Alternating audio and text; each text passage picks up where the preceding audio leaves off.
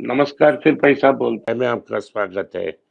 आज रविवार है, संडे है, आप सबका छुट्टी है। क्योंकि मैं बाहर जा रहा था, अब मद्रास में नहीं हूँ आज, तो इस वीडियो को पहले ही रिकॉर्ड करना पड़ रहा है। तो मार्केट कहीं भी नहीं गया होगा, हम इसको बुधवार को ही रिकॉर्ड कर रहे हैं। सो शुक्रवार क्या होता है हमें पता नहीं है, हम इस वीडियो में कवर नहीं करेंगे, इसलिए मार्केट अपडेट नहीं होगा। We know your questions, please. What is your view on gold trends for this coming year? Gold trends बहुत अच्छा होगा, गोल्ड और अच्छा करेगा। इसका दो कारण है कि रेट कट्स को आना ही आना है, देर से आए तो दुरुस्त आए। और दूसरा कारण ये है कि रुपया प्रेशर में होगा, रुपी 90 तक जा सकती है। हर पैसा जो रुपी नीचे आती है वो गोल्ड के लिए अच्छा है। मैं 12 महीने के लिए नहीं कह सकता, लेकिन अगर 24 महीने में गोल्ड 8500 पार कर देगा comfortably, gold will cross 8500 in the next 24 months definitely. 1 year prediction is too difficult at this time. What about fractional share ownership of shares in the US? Do you think it is a good way to invest in American stocks? नहीं, ये अच्छा formula नहीं है, क्योंकि central government rules change करते रहती है। अगर आप भारत के ब्रोकर्स के थ्रू करते हैं तो आपकी जो बाहर जाने की रूट्स हैं, पैसा को आप जब बाहर जाते हैं लेके जाते हैं, आप पे रिस्ट्रिक्शंस हो सकती है। अभी भी पहले 7 लाख के लिए 5% की टैक्स कलेक्टेड एट सोर्स, और उसके बाद 20% टैक्स कलेक्टेड एट सोर्स। सो अभी म्यूचुअल फंड्स, इसीलिए भारत में जो भी म्यूचुअल फंड्स S&P 500 और फैंग स्टॉक्स को ट्रैक कर रहा है वो प्रीमियम पे जा रहा है। मार्केट अंडरलाइंग एसेट्स की 7 या 10% ऊपर है। इसका प्राइमरी कारण RBI है। अगर आपको स्टॉक लेना है, आप पैसा को बाहर ट्रांसफर कीजिए और दुबई से सेपरेट अमेरिकन अकाउंट में स्टॉक लेना ही बेहतर है। Are there any rule changes by the Indian government on gold and tax limit on gold in India and taxability? Taxation में तो मैडम ने छूट दिया था जुलाई में, 15 से 6% की है। इसके कारण जो गोल्ड स्मगल हो रहा था वो ऑनलाइन आ गया। दिसंबर में 4 गुना गोल्ड इंपोर्ट किया गया है। जो 100 ग्राम गोल्ड डिक्लेयर होता था वो 400 किलो हो गया है। तो इसके बाद टैक्सेस सिंप्लीफाई हो चुके हैं और स्मगलिंग करना इतना प्रॉफिटेबल नहीं है। अगर वो कस्टम्स ड्यूटी को और 50% कर कर 3% में लाते हैं तो कोई स्मगलिंग का चांस ही नहीं है। In the US market, what do you see for the year 2025? मैं बहुत दूरदर्शक नहीं देखता हूँ। जैसे कोई लेख ने आप लिखा है कि मिंट में कोई भी नहीं बता सकता है मार्केट कहाँ जाएगा। मार्केट न्यूज़ को इमीडिएटली रिएक्ट करती है, डिस्काउंट करती है। बहुत सारी बैड न्यूज़ एक्सपेक्टेड हैं। इस बैड न्यूज़ के लिए कैसा रिएक्ट करता है हमको देखकर वेट कर कर बोलना पड़ेगा। अगर हमने आज बहुत अपना मुंह खोल दिया तो प्रेशर में आ जाएंगे। तो अभी हम ट्रेंड को वॉच कर कर देखेंगे। जिन जिन स्टॉक्स लार्ज कैप चीप होती है हम रेकमेंड करेंगे, उससे आपको भरपूर फायदा हो सकती है। What do you think will happen in the microfinance sector this coming year? Will there be micro recovery? Micro finance sector पहले 6 महीने के लिए बहुत बड़ा प्रेशर होगा। जो भी रिकवरी है वो सितंबर के बाद में आ सकता है। इस कंपनीज में बहुत बड़ा कैश इन्फ्यूशन चाहिए। दो ऐसा कंपनी है, फ्यूशन फाइनेंस जिसका ओनर वार्नबर्ग पिंकस है, वो कैश इंजेक्शन कर सकता है। लोग 1000 करोड़ के ऊपर की एक IPO कंपनी की राइट इश्यू करने के लिए बात कर रहे हैं। अगर ये राइट्स इश्यू होकर पैसा वापस अंदर कंपनी के पास गया तो बड़ा इम्प्रूवमेंट हो सकती है। फंडाना स्मृति में भी ओनर एक भारतीय ओनर भी हैं 15%, और प्राइमरी ओनरशिप एक PE फंड है। वो PE फंड भी बहुत कैश रिच फंड है, वो भी इन्वेस्ट करना है।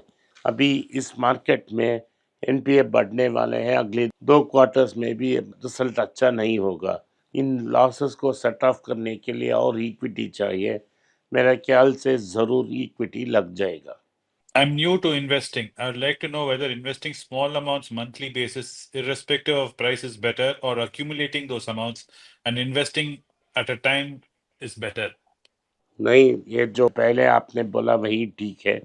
पैसा आपके पास रहेगा, जब मार्केट करेक्ट होगी वो बता नहीं सकते हैं, और आप सोचेंगे कि और नीचे जाएगा और नीचे जाएगा। बॉटम पॉइंट को पकड़ नहीं सकते, टॉप मोस्ट पॉइंट को भी पकड़ नहीं सकते। तो आपके पास जो पैसा है वो मंथली इन्वेस्ट करना ही आपका बेहतरीन चांस है। How often do you update your PATAS list? मैं पटास लिस्ट के बारे में बहुत सोचता नहीं, पटाखे लिस्ट के बारे में बहुत सोचता हूँ। मेरे समय में एक समय में 4 या 5 स्टॉक खरीदता हूँ, क्योंकि वो बहुत इनफ है।